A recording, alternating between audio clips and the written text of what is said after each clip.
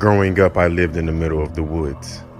No neighbors for about a mile on each side, and we owned 60 acres of forest and a swamp after that. So I basically lived in the middle of nowhere. One summer when I was about 14, I was out in the middle of the woods playing with my dog, when I kept feeling something hit my elbow. I'd go to throw Max's ball and the bump would make me throw it straight up in the air.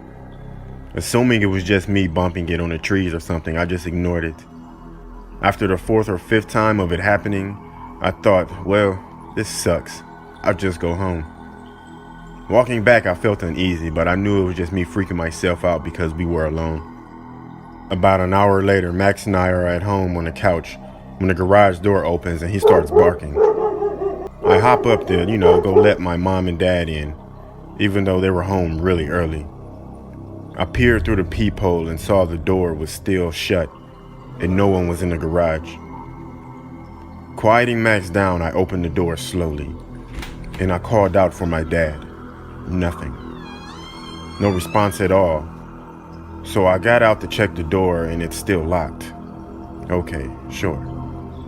Weird, but oh well.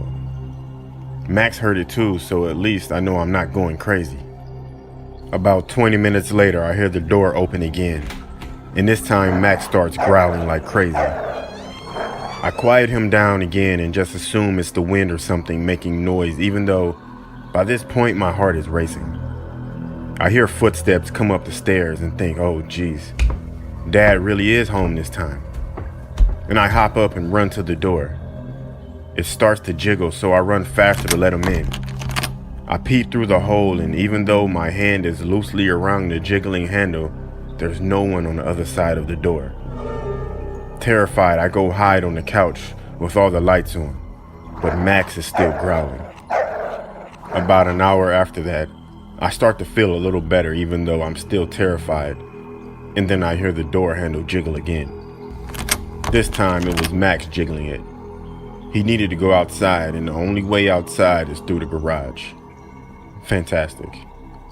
I literally sprint with him to the kennel, and as I'm standing in there, I decide to ask this thing questions to make myself feel better because I knew it wouldn't answer me.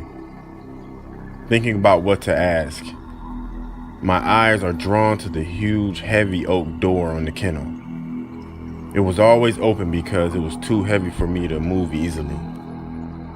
So I said out loud, okay, Ghost, if you're really here, shut this heavy door.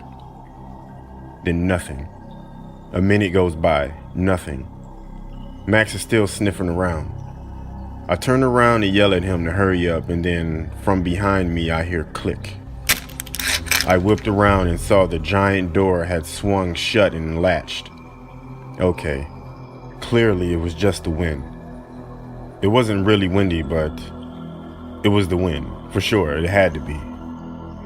So I proceed. Okay, Ghost, that was the wind. If you're really real, you'll open the massive door back up. Then nothing.